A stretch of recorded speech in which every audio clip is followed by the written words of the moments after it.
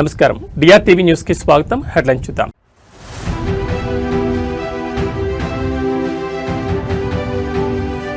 భవానీపురం జోజీనగర్ లో ఇళ్ల కూల్చివేతలతో తీవ్ర ఉద్రిక్తత. నిరసనగా రోడ్డుపై బైఠాయించిన బాధితులు.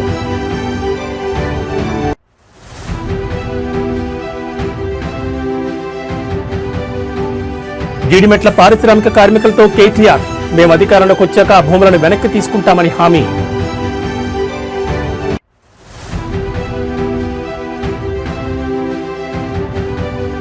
రైతు సంతోషంగా ఉంటేనే రాష్ట్రం సంతోషంగా ఉంటుంది. మాజీ సీఎం జగన్ వ్యాఖ్య.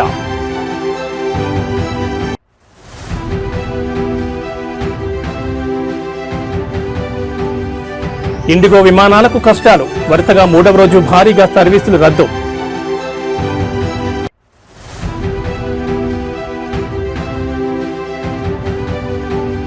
ప్రముఖ సీనియర్ నిర్మాత ఏబిఎం శరవణన్ కన్నుమూత. ఏబిఎం బ్యానర్ పై 176 చిత్రాలు నిర్మించిన ఘనత. ఇక డీటెయిల్స్ చూస్తే దక్షిణాది చిత్రసీమకు చిరునామాగా నిలిచిన ఏవిఎం ప్రొడక్షన్స్ అధినేత ప్రముఖ నిర్మాత ఏవిఎం శరవణన్ కన్నుమూశారు. ఆయన మరణంతో తెలుగు, తమిళ చిత్ర పరిశ్రమలు దిగ్భ్రాంతికి లోనయ్యాయి. ఏవిఎం ప్రొడక్షన్స్ వ్యవస్థాపకుడు ఏవి మేయప్పన్ కుమారుడైన శరవణన్ తండ్రి మరణానంతరం నిర్మాణ సంస్థ బాధ్యతలను స్వీకరించి విజయవంతంగా ముందుకు నడిపించారు. ఎంజీఆర్, శివాజీ గణేశన్ నుంచి రజనీకాంత్, కమల్ హాసన్ వంటి అగ్రశ్రేణి నటులతో ఎన్నో ప్రతిష్టాత్మక చిత్రాలు నిర్మించారు. ఏవిఎం బ్యానర్పై వివిధ భాషల్లో సుమారు 176 సినిమాలు ఆయన నిర్మించారు. తెలుగులో సంసారం ఒక చదరంగం, లీడర్, జెమిని వంటి హిట్ చిత్రాలతో పాటు తమిళంలో శివాజీ, మెరుపు కళలు వంటి బ్లాక్ బస్టర్లను ఆయన అందించారు. సినిమాలే కాకుండా తెలుగు, తమిళం, మలయాళంలో పలు సీరియళ్లను కూడా నిర్మించారు. 2014లో వచ్చిన ఎదువం కదాందు పొగుం ఈ బ్యానర్లో వచ్చిన చివరి చిత్రం. ఆ తర్వాత 2022లో అరుణ్ విజయ్ హీరోగా తమిళ్ రాకర్స్ అనే వెబ్ సిరీస్ నిర్మించారు. శరవణన్ కుమారుడు ఎంఎస్ గుహన్ కూడా నిర్మాతగా కొనసాగుతున్నారు. శరవణన్ మృతి పట్ల పలువురు సినీ ప్రముఖులు, నటులు తీవ్ర సంతాపాన్ని వ్యక్తం చేశారు.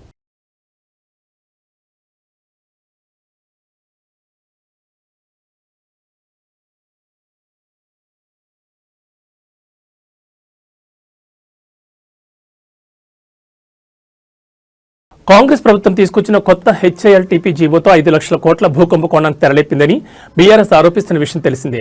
ఈ హెచ్ఐఎల్టీపీ జీవోకు వ్యతిరేకంగా భూ కుంభకోణాన్ని ఎండగట్టేందుకు బీఆర్ఎస్ పార్టీ నిరసనలకు దిగిన విషయం తెలిసిందే. ఇందులో భాగంగా జీడిమెట్ల పారిశ్రామిక ప్రాంతంలో భారత రాష్ట్ర సమితి వర్కింగ్ ప్రెసిడెంట్ కేటీఆర్ పర్యటించారు. ఈ క్రమంలో కుత్బుల్లాపూర్లోని షాపూర్లో హమాలీలతో మాట్లాడి కాంగ్రెస్ ప్రభుత్వం తీసుకొచ్చిన హెచ్ఐఎల్టీపీ జీవో వల్ల కలిగే నష్టాలు వివరించారు. అలాగే ప్రధాని మోడీ కార్మికులకు రోజుకు 144 రూపాయలు మినిమం వేజెస్ సరిపోతాయని చెప్తున్నాడని వారికి గుర్తు చేయగా, అంత తక్కువ వేతనంతో కుటుంబాన్ని ఎలా పోషించాలో వారికే తెలియాలంటూ తమ బాధను కేటీఆర్ కార్మికులు వివరించారు. ఈ కార్యక్రమంలో మాజీ మంత్రి కేటీఆర్తో పాటు ఎమ్మెల్యేలు మాధవరావు కృష్ణారావు, వివేకానంద గౌడ్, పల్లా రాజేశ్వరరెడ్డి, ఎమ్మెల్సీ శంభూపూర్ రాజు, ఇతర స్థానిక నాయకులు పాల్గొన్నారు. చిన్న చిన్న పరిశ్రమలు పనిచేసుకునే వాళ్ళమే ఎక్కువ మంది. దాంట్లో కూడా మినిమం వేజెస్ ఎక్కడ లేదు. మన ప్రధాని గారు చెప్పడంలో 174 రూపాయలు ఒక కార్మికుడు ప్రతిరోజు 2 పిల్లలను, తాను, తన భార్య, తన తల్లి, తండ్రిని, ఇద్దరిని 6 మందిని పోషించుకోవాలని చెప్పారు. పార్లమెంట్ సాక్షిగా మీరు అందరు విన్నారు.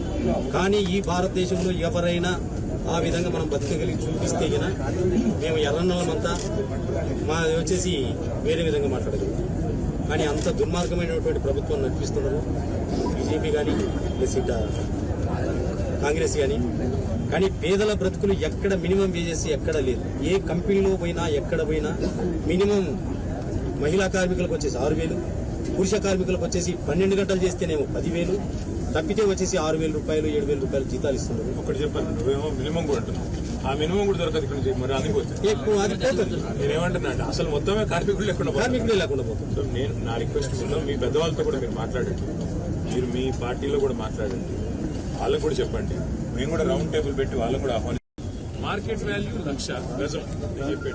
50 కోట్లు ఒక ఎకరం అంటే దగ్గర ఇప్పుడు చూస్తే మొత్తం 50,000 కోట్ల ఆస్తి. 50,000 కోట్ల ఆస్తి. ఇది కేవలం ఇక్కడ ఉండే కొంతమంది బడాబాబులు, పెద్దవాళ్ళు, డబ్బులున్న వాళ్ళకి జస్ట్ 12,000 గజం ఉన్నదాన్ని 4,000 గజం ఇచ్చేస్తా అంటున్నారు. ఆ 4,000 గజం ఇచ్చేసి అపార్ట్మెంట్లు కట్టుకోండి, పరిశ్రమ తీసేసి కాలుష్యానికి అందరం వ్యతిరేకం. కాలుష్యం ఉండే పరిశ్రమలు హైదరాబాద్ లో ఉండాలా వద్దా అంటే తరలించాలి. మనం కూడా ప్రయత్నం చేస్తాం. తరలిస్తే ఎక్కడ తరలించాలా? మనం ఫార్మాసిటీ అని పెట్టాం. ఫార్మాసిటీ అంటే ఇక్కడ పరిశ్రమను అక్కడ తీసుకెళ్లాలి. ఇప్పుడు మీరు అందరూ ఉన్నారు, మీకు పిల్లలు ఉంటారు. స్కూల్స్ ఉంటాయి, అట్లాగే మీకు కావాల్సిన ఇక్కడ చిన్న చిన్న వ్యాపారాలు అవన్నింటినీ కూడా అక్కడ ఏర్పాటు చేసి తరలిస్తే పోతుంది, లేదా పోదు. కాబట్టి తరలించాలంటే కూడా మొత్తం వ్యవస్థ ఏర్పాటు చేయాలి. ఈయన ఏం చేస్తున్నాడు, ₹1,00,000 గజం ఉన్న దానికి కొంతమంది బడా సీట్లు 4,000 గజాలు. వాళ్ళు ఏం చేస్తారు, వీళ్ళ అన్నదమ్ములు వీళ్ళ ఇక్కడ కాంగ్రెస్ లీడర్లకు బ్యాక్ ఎండ్ లో ఒప్పందాలు చేసి ఒక 10 తరాలకు సరిపడా ఆస్తిని కూడబెట్టుకునే ప్రయత్నంలో ఉన్నారు. హైదరాబాద్ లో మీకు గుర్తులప్పుడు ఒక పార్క్ కడదామంటే జాగలేదు. అలా చెప్తున్నాడు ఇందిరమ్మ ఇల్లు ఇవ్వచ్చు కదా, మరి మీకు ఇందిరమ్మ ఇల్లు కడతా అన్నాడు. మరి ఇందిరమ్మ ఇల్లు ఇందులో సగం తీసుకొని కట్ట ఎవడతానండి. ఇందిరమ్మ ఇళ్ళకి జాగలేదు, రోడ్ వైడనింగ్ చేద్దామంటే జాగలేదు, పార్కింగ్ కి జాగలేదు, ఆఖరికి చచ్చిపోతే బొందలగడ్డకు జాగలేదు. ఇవన్నీ ఇట్లా పెట్టుకొని అపార్ట్మెంట్లు మాల్స్ ఇష్టం ఉన్నట్టు కట్టుకొని నేను పర్మిషన్ ఇస్తాను. కరెక్టా? నేను ఈ ప్రభుత్వానికి చెప్పేది ఒకటే, మీరు ఈ 5 లక్షల కోట్ల ప్రభుత్వ ఆస్తి ప్రజల ఆస్తి, ప్రభుత్వ ఆస్తి అంటే ప్రజల ఆస్తి, దీన్ని సరైన పద్ధతిలో వినియోగించండి. పేదలకు ఇల్లు కట్టివ్వండి, మేము వ్యతిరేకం కాదు. ఈ భూములు వెనక్కి తీసుకోండి, కావాలంటే 50%, 60% వెనక్కి తీసుకోండి. గ్రీన్ ఇండస్ట్రీలు పెట్టండి, మేము వ్యతిరేకించట్లేదు. అట్లాగే ఐటీ పార్కులు పెట్టండి, మేము వ్యతిరేకించట్లేదు. కానీ పారిశ్రామికవేత్తలకు అడ్డికి పావుషేరుకు రాసిస్తాం. మీరు ఇష్టం ఉన్న అపార్ట్మెంట్లు కట్టుకోండి, మాల్స్ కట్టుకోండి, మీరు ఎంజాయ్ చేయండి. ప్రజల సొమ్మును మీరు అత్త సొమ్ము అల్లుడు దానం అన్నట్టు మేము దానం చేస్తాము, మీరు అమ్ముకోండి, ఇష్టం ఉన్నట్టు చేసుకోండి అంటే బీఆర్ఎస్ చూస్తూ ఊరుకోదు. నేను పారిశ్రామికవేత్తలు కూడా చెప్తా ఉన్నా, మీరు ఈ ప్రభుత్వం ఇచ్చే ఆషాఢపు సేల్ ఆఫర్ లాంటి ఆఫర్లు తీసుకొని మీరు 4 డబ్బులు కట్టి ఇది మాది అయిపోతుంది అని మీరు అనుకుంటే మీరు పప్పులో కాలేస్తున్నారు. ఖచ్చితంగా మళ్లీ వచ్చేది బీఆర్ఎస్ ప్రభుత్వమే. మేము ఈ HILTP అనే పాలసీ ఏదైతే ఉందో దీన్ని ఖచ్చితంగా రద్దు చేస్తాం. ఇవాళ ఎవరైనా డబ్బులు పెడితే మీరు నష్టపోతారు. ఇక్కడ కార్మిక నాయకులతో మాట్లాడినాం, వారు అంటున్నారు ఈ ప్రాంతంలో 3-4 లక్షల మంది కార్మికులు ఉన్నారు, మరి మేమెక్కడ పోవాలా అని వారు మాట్లాడుతున్నారు. అంటే నిజంగా ఒక పరిశ్రమను తరలించాలంటే కూడా కొంత ప్లానింగ్ ఉండాలి. విజయవాడ నగరంలోని భవానీపురం ప్రాంతంలో ఈ ఉద్రిక్త ఘటన చోటు చేసుకుంది. శ్రీలక్ష్మి రామ కోఆపరేటివ్ సొసైటీకి చెందిన 42 ఫ్లాట్లను అధికారులు భారీ పోలీస్ బందోబస్తు మధ్య కూల్చివేశారు. ఈ ఫ్లాట్లలో తాము గత 25 ఏళ్లుగా నివాసం ఉంటున్నామని బాధితులు ఆవేదన వ్యక్తం చేస్తున్నారు. అధికారుల చర్యల వల్ల తాము ఇప్పుడు రోడ్డున పడ్డామని వారు వాపోతున్నారు. కూల్చివేతలకు వ్యతిరేకంగా తాము న్యాయస్థానాన్ని ఆశ్రయించామని, కోర్టు తీర్పు తమకు అనుకూలంగా ఉన్నప్పటికీ అధికారులు ఏకపక్షంగా అక్రమంగా ఈ చర్యకు పాల్పడ్డారని బాధితులు తీవ్ర ఆరోపణలు చేస్తున్నారు. అధికారుల చర్యలకు నిరసనగా కొందరు బాధితులు పెట్రోల్ పోసుకుని ఆత్మహత్యత్నానికి కూడా పాల్పడ్డారు.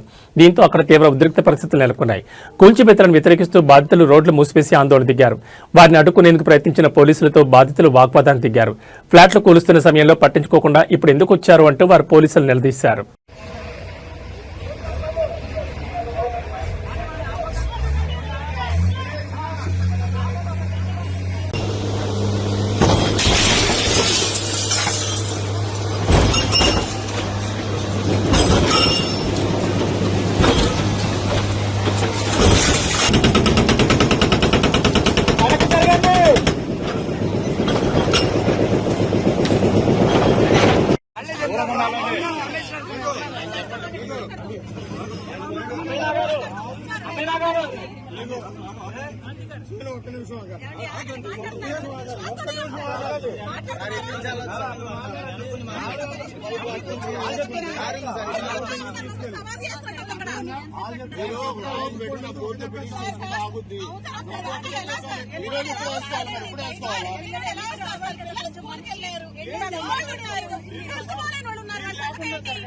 ఒక మనిషికి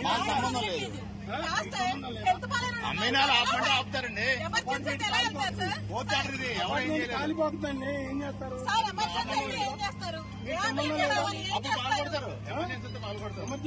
ఎమర్జెన్సీ కాదా? నేను పేషెంట్ని 7 నెలల నుంచి ఇంట్లోంచి బయటకు రావట్లా. 7 నెలల నుంచి ఇంట్లోంచి బయటకు రావట్లా. 4 రోజులు ఐసీలో ఉన్నా, బయటకు బయటపడ్డా.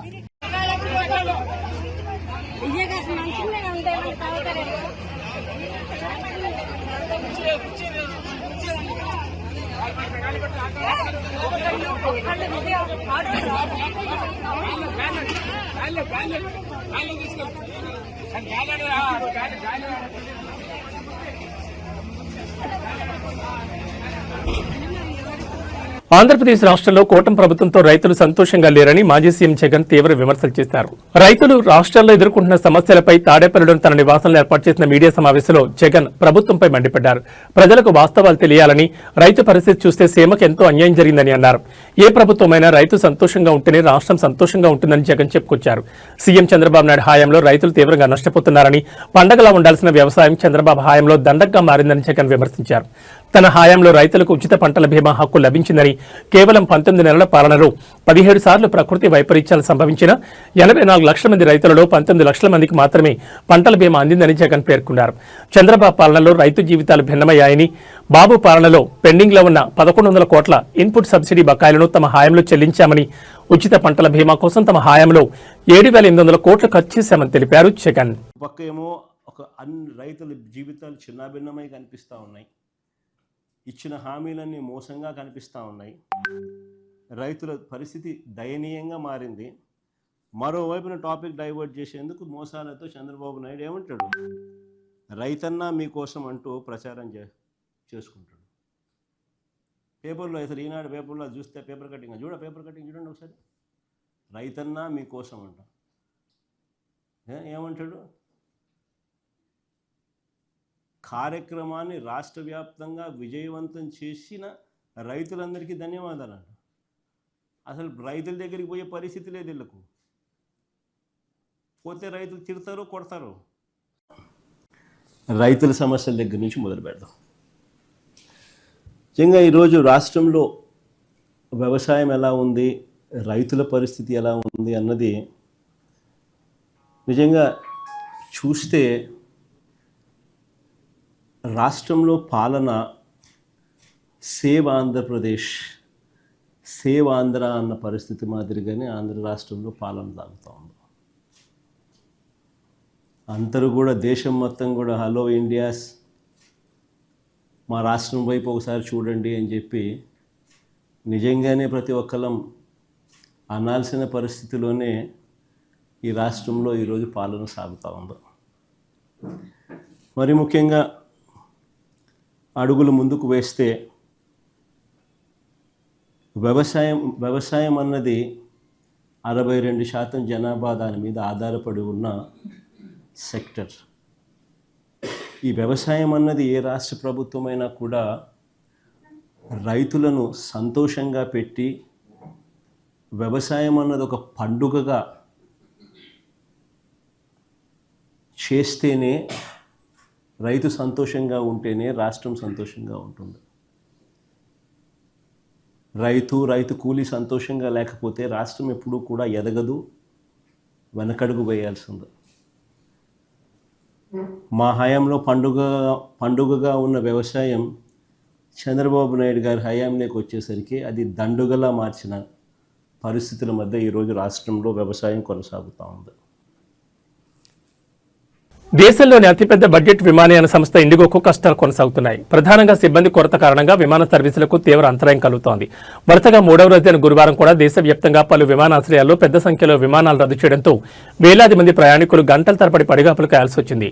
ఢిల్లీ, ముంబై, హైదరాబాద్, బెంగళూరు వంటి ప్రధాన నగరాల్లో ఇండిగో కార్యకలాపాలు స్తంభించాయి. ఇవాళ ఉదయం ఢిల్లీ నుంచి బయలుదేరాల్సిన 30కి పైగా విమానాలు, హైదరాబాద్లో సుమారు 33 విమానాలు రద్దయ్యాయి. నేడు దేశవ్యాప్తంగా 170కి పైగా ఇండిగో విమానాలు రద్దయ్యే అవకాశం ఉంది. నిన్న కూడా 4 ప్రధాన నగరాల్లో కలిపి దాదాపు 200 సర్వీసులను నిలిపివేశారు. విమానాల రద్దుపై ఇండిగో స్పందించింది. తమ కార్యకలాపాలకు తీవ్ర అంతరాయం కలిగిందని అంగీకరిస్తూ ప్రయాణికులకు క్షమాపణ చెప్పింది. ఊహించని కార్యాచరణ సవాళ్లు, సాంకేతిక లోపాలు, శీతాకాలం షెడ్యూల్ మార్పులు, సిబ్బంది రోస్టరింగ్ సంబంధించిన కొత్త నిబంధనలు వంటి అనేక కారణాలు తమ కార్యకలాపాలపై ప్రభావం చూపాయని ఒక ప్రకటనలో తెలిపింది.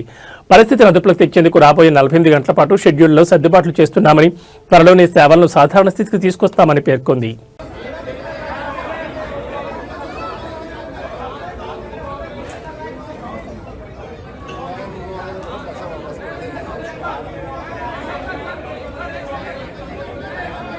मदद जैसे अपने भाई को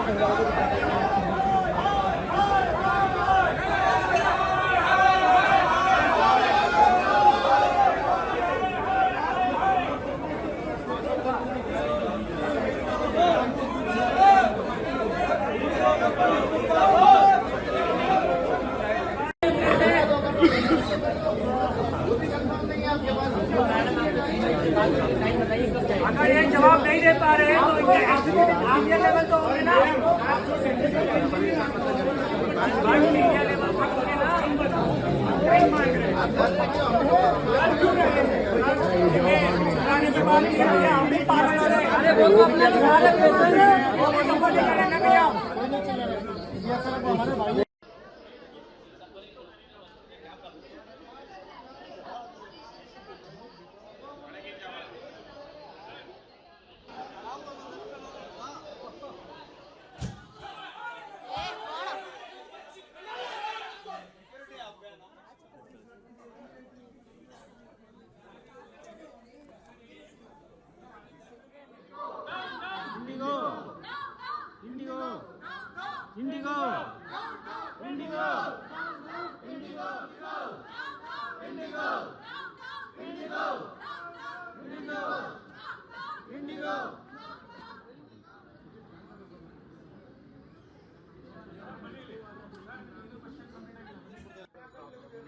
ಅವ್ರು ಎಲ್ಲಿ ಕೂತಿದ್ದಾರೆ ಈಗ ಕೂತಿದ್ದಾರೆ ಎಲ್ಲಿದ್ದಾರೆ ಅವ್ರು ಅಲ್ಲ ಎಲ್ಲರೂ ಈಗ ನಮ್ಗೆ ಸರ್ ಇವಾಗ ಆಲ್ಟರ್ನೇಟಿವ್ ನಮ್ಗೆ ಅಟ್ಲೀಸ್ಟ್ ಬೇರೆ ಫ್ಲೈಟಲ್ಲಾದರೂ ಅರೇಂಜ್ ಮಾಡ್ತಾರೆ. ಅಲ್ಲ ಕನ್ನಡಿಗೆ ಟಿಕೆಟ್ ಬೇಕು, ಕನ್ನಡಿಗೆ ದುಡ್ಡು ಬೇಕು, ಕನ್ನಡ ಏರ್ಪೋರ್ಟು ಬೇಕು, ಮತ್ತೆ ಕನ್ನಡ ಬರೋದಿಲ್ಲ. ಮಾಡಿ ఇండిగో వెళ్ళేసిన నైరుతి బంగాళాఖాతంలోని వాయుగుండం తీవ్ర అల్పపీడనంగా బలహీనపడి పశ్చిమ దిశగా కదులుతోందని భారత వాతావరణ విభాగం అంచనా వేసింది. ఇది ఈ రోజు అల్పపీడనంగా బలహీనపడుతుందని వెల్లడించింది. ఈ ప్రభావంతో తమిళనాడులో మరో 2 రోజుల పాటు భారీ నుంచి అతి భారీ వర్షాలు కొనసాగుతాయని వెల్లడించింది.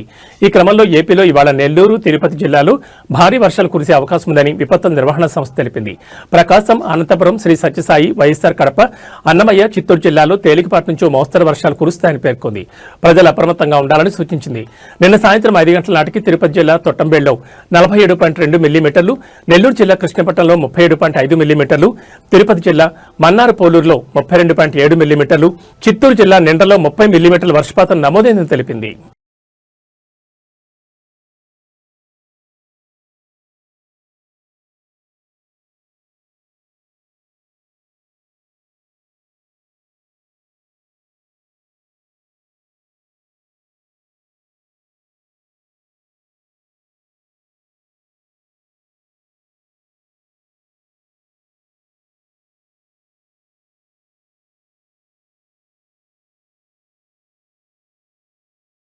ప్రభుత్వ ఆసుపత్రులంటే పేద ప్రజలకు భరోసా. కానీ వరంగల్లోని ఒక ప్రభుత్వ ఆసుపత్రిలో మాత్రం రోగులకు రక్షణ లేకుండా పోయింది. చికిత్స కోసం వస్తే ప్రాణాలకే ముప్పు తెచ్చే పరిస్థితి నెలకొంది. వరంగల్ నగరంలోని సీకేఎం ప్రభుత్వ ఆసుపత్రిలో పరిస్థితి అత్యంత దారుణంగా ఉంది. ఆసుపత్రి వార్డులలో ఎలుకలు విచ్చలవిడిగా సంచరిస్తూ పసిపిల్లలు మరియు బాలింతలను గాయపరుస్తున్నాయి.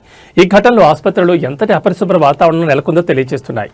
ఎలుకలు కొరకడం వల్ల గాయపడిన పసిపిల్లలు మరియు బాలింతలు తీవ్ర ఇబ్బందులు ఎదుర్కొంటున్నారు. పేషెంట్ల బంధువులు ఆసుపత్రి అధికారుల తీరుపై తీవ్రంగా మండిపడుతున్నారు. గతంలో కూడా ఎలుకల దాడిలో పిల్లలు తీవ్ర అనారోగ్యానికి గురైనప్పటికీ అధికారులు ఇప్పటివరకు ఎలాంటి నివారణ చర్యలు తీసుకోలేదని వారు ఆరోపిస్తున్నారు. ఎలుకల బెడద కారణంగా బాలింతలు మరియు వారి కుటుంబ సభ్యులు తీవ్ర భయాందోళనకు గురవుతున్నారు. చికిత్స కంటే ముందు ఎలుకల నుంచి తమను తాము కాపాడుకోవాల్సిన పరిస్థితి ఏర్పడిందని వారు వాపోతున్నారు.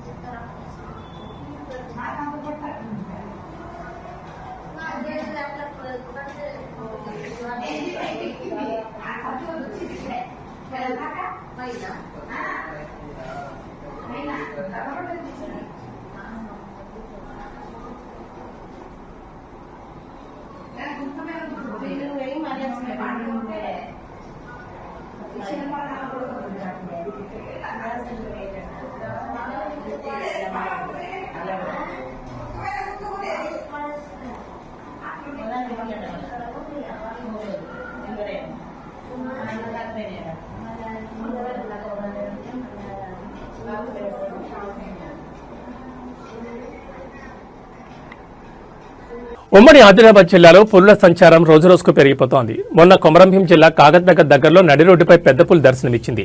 రోడ్డుకు అడ్డంగా పులి పడుకోవడంతో వాహనదారులు వణికిపోయారు. కాగా తాజాగా నిన్న రాత్రి కొమరంభీం జిల్లా సిర్పూర్ టీ మండలం వేంపల్లి రైల్వే బ్రిడ్జిపై చిరుత పులి పరుగులు పెట్టింది.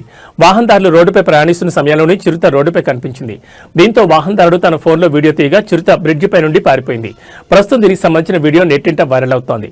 మరోవైపు మంచిర్యాల జిల్లాలోనూ పులుల సంచారం పెరుగుతోంది. ఇటీవల బెల్లంపల్లిలోని కన్నాల పరిధిలో పెద్ద పులి సంచారం కలకలం రేపింది. జిల్లాలో పులుల సంచారం పెరగడంతో రైతులు జాగ్రత్తగా ఉండాలని అధికారులు సూచిస్తున్నారు.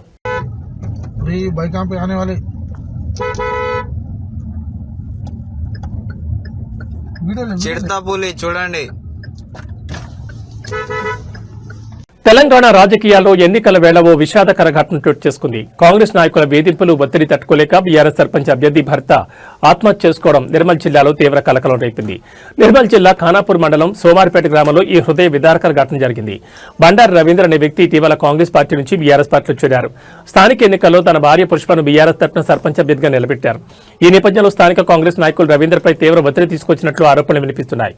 పోటీ నుంచి తప్పుకోవాలని, తిరిగి కాంగ్రెస్ పార్టీలో చేరాలని రవీందర్ను బలవంతం చేసినట్టు తెలుస్తోంది. లేకపోతే తీవ్ర పరిణామాలు ఎదుర్కోవాల్సి ఉంటుందని వారు రవీందర్ను వేధింపులు గురి చేసినట్లు స్థానికులు చెబుతున్నారు. స్థానిక కాంగ్రెస్ నాయకుల వేధింపులు ఒత్తిడిని తట్టుకోలేకపోయిన రవీందర్ తీవ్ర మనస్తాపంతో ఉరివేసుకుని ఆత్మహత్యకు పాల్పడ్డారు. ఈ ఘటన గ్రామంలో తీవ్ర విషాదాన్ని నింపింది.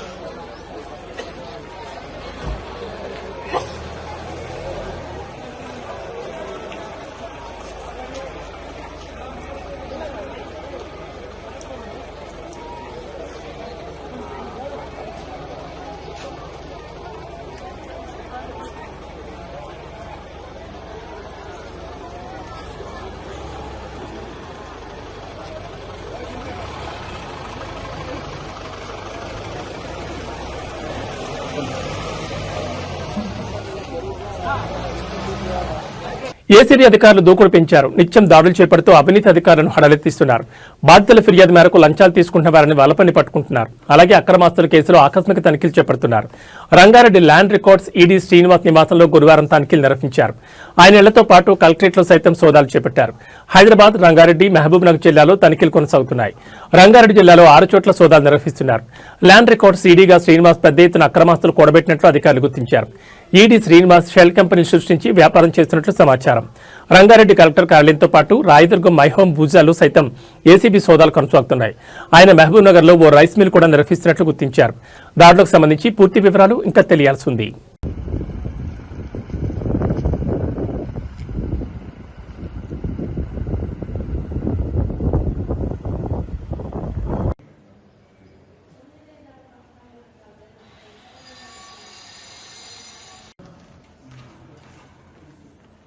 ప్రేక్షకులు ఎంతగానో ఆసక్తికి ఎదురుచూస్తున్న బాలకృష్ణ అఖండ 2 తాండవం సినిమా విడుదలకు కొన్ని గంటల ముందు ఊహించిన అడ్డంకి ఎదురైంది. ఈ చిత్రం విడుదలపై మద్రాస్ హైకోర్టు స్టే విధించింది.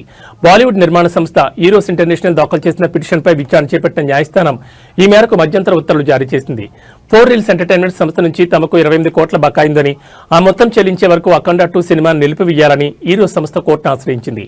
గతంలో మహేష్ బాబు నటించిన 1 నేనొక్కడిని, ఆగడు చిత్రాల నిర్మాణ సమయంలో ఈ 2 సంస్థలు కలిసి పనిచేశాయి. ఆ సినిమాల వల్ల వచ్చిన నష్టాలకు సంబంధించిన ఆర్థిక వివాదమే ప్రస్తుత స్టేకు కారణమైంది. అఖండ 2 చిత్రాన్ని 14 రీల్స్ ప్లస్ బ్యానర్ పై నిర్మించారు. అయితే 14 డీల్స్ ఎంటర్టైన్మెంట్స్ లోని భాగస్వాములైన రామ్ ఆచంట, గోపి ఆచంటని ఈ కొత్త సంస్థను కూడా ప్రారంభించారని, కాబట్టి పాత బకాయిలకు వారే బాధ్యత వహించాలని ఈరోజు వాదించింది. ఈ వాదంతో ఏకీభవించిన కోర్టు స్టే విధించింది. ఇవాళ పెయిడ్ ప్రీమియర్లతో సినిమాను విడుదల చేసేందుకు సిద్ధమవుతున్న నిర్మాతలకు ఈ తీర్పు పిడుగుపాటైంది. అయితే ఈ వివాదం కోర్టు బయట సెటిల్మెంట్ ద్వారా త్వరగా పరిష్కారం అవుతుందని, సినిమా విడుదలకు పెద్దగా ఆటంకం ఉండకపోవచ్చని ఫిల్మ్ నగర్ వర్గాలు భావిస్తున్నాయి.